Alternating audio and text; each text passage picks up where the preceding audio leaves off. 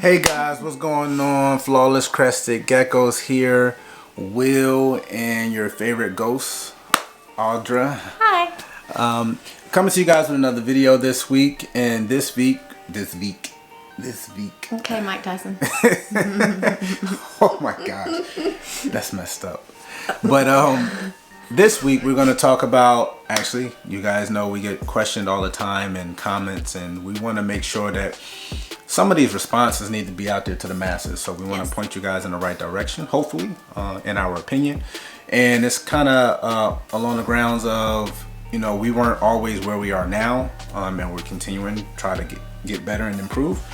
But how do you start a breeding program with goals and intentions on growth, being responsible breeders, and with lineage as far as tracking? Yes. From a small scale all the way up to a bigger scale. And again, we do things slightly different. We don't really do breeding groups per se, but we want to be more precise in explaining where to start. Yes. So let's just dive right in. Okay. So when you start out, say you have, we're going to give you a hypothetical situation of how many geckos you have. And what you should start with. And what you should start with. So starting out, say you have 2 males and 6 females. That's a good start. Okay. So 2.6. 2.6. 2 males, 6 females.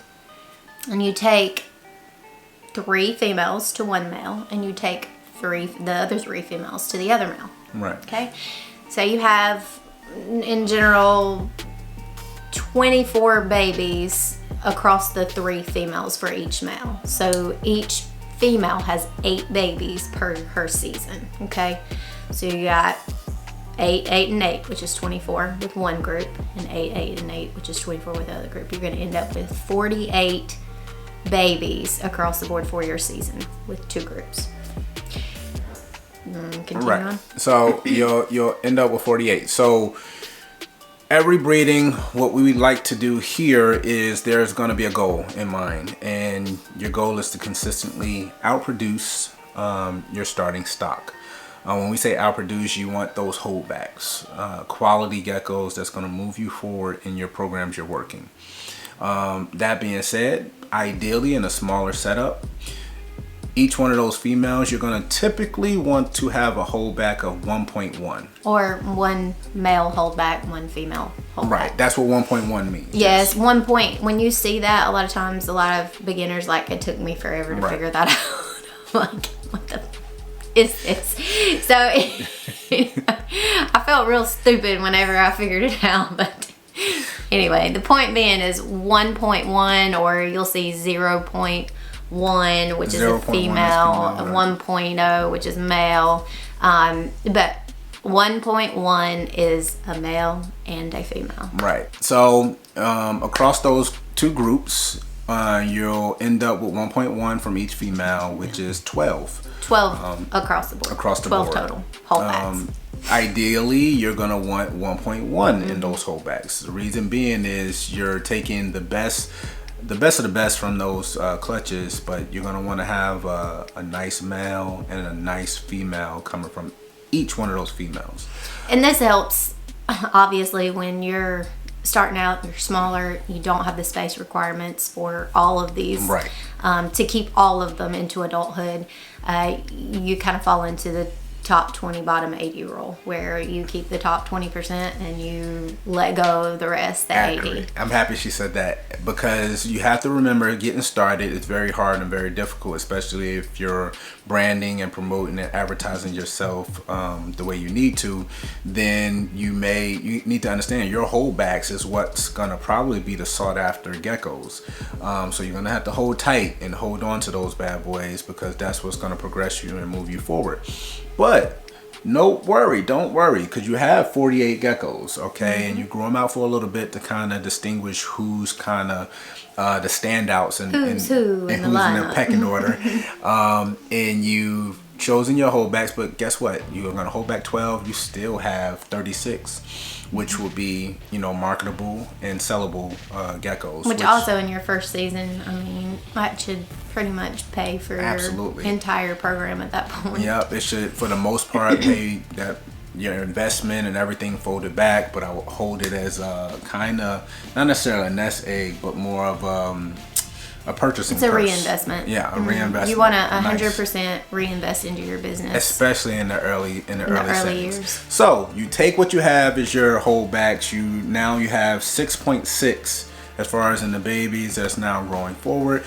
Reason it's important: most people don't hold back the males. Most people only hold back females. And in a perfect world, if you had a little bit more space, we would want to hold back 1.2 from each female.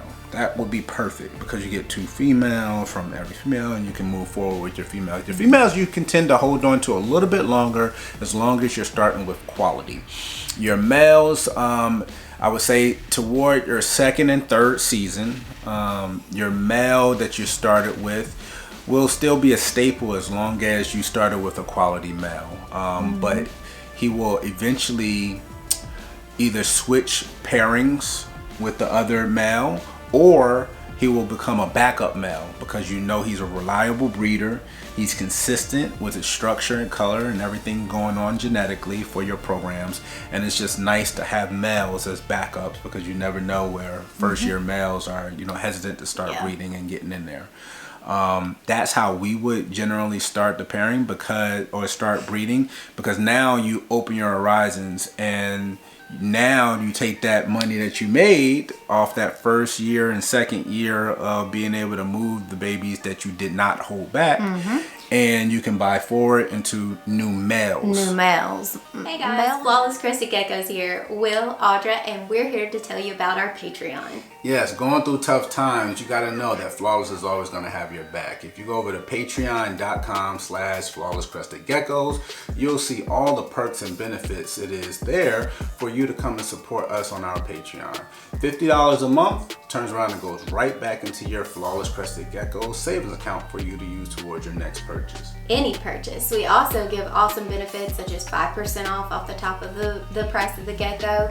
We give free merchandise, t-shirts, we get stainless steel tables, tools, all kinds of goodies. We also give free shipping to our members all year round, no blackout dates. And we give awesome tips, or we think we do anyway. That's right. So go over to patreon.com/flawlesscrestedgeckos and join our males. Males are one of those things that they don't get enough credit. Right. They really don't. Across the board, like it's always been, females. I need females. And whereas that's correct in numbers, you need to understand the quality of your male is legitimately one of the most important things that you can have as far as when you're setting up breeding pairings. Absolutely. As far as you're setting up your breeding program, where you're wanting to go with your breeding program, what traits, what genes you're working with. That is where you need to be, concentrating on high quality. Your structure needs to be on point. You need to look for exactly what you want for your program, and don't settle until you find it. Plus, we're going to get a little off topic to explain really, really in detail how this breeding thing works. And we're going to talk a little bit about law enforcement. Okay, yes. So in law enforcement, you have a phrase called fatal funnel. Ooh. Explain fatal funnel. So the fatal funnel is a situation, it's a tactical situation where when you approach a door, you go up, you knock on the door, give them that big cop. Yeah. Bang, It's the police. And then instead of being intelligent and moving back out away and creating an angle so that you can skate away or you can move to a good position of cover, you stand right there in the hole. Right. And what happens is that limits you in areas that you can go to keep yourself safe. And honestly, you're downright in danger. Yeah, people absolutely. Can shoot through doors, swing doors open, come charging through doors. typically you're going to want to get beside a post or get some means of cover. So the reason we want to kind of reference that and twist and turn it and bend it into the breeding process is because you want to stay out of the fatal funnel in life as well as in breeding. Yes. So we go back to the importance of your males. The reason that you're going to have your 2 males, you're getting started, and that's the structure of your business plan, and you're going to save money that you're, you know, from selling the geckos that you have produced and buy males moving forward, is because guess what? You don't want to keep repeating the same breedings for 10 years, or if it doesn't continue to move your program forward, you need to do something slightly different. So you want to be able to buy males forward, and hopefully that's nicer, better structure, containing genes that you want to move into and see into the programs that you're working with already.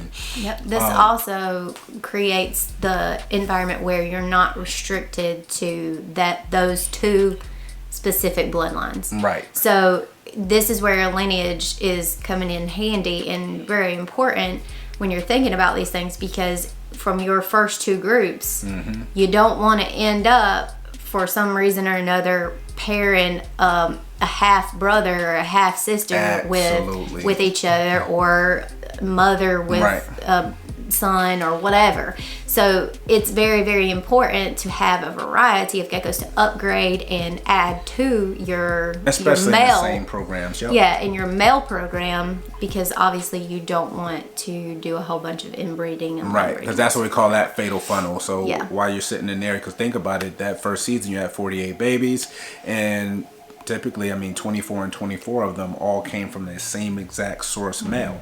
So which is what I was you're just talking about. Legitimately, if you keep those same 2 males, you're very limited. You're very limited and restricted, and almost get into a position of being fatal for your line. And when it comes to, you know, inbreeding, you know, purposely inbreeding.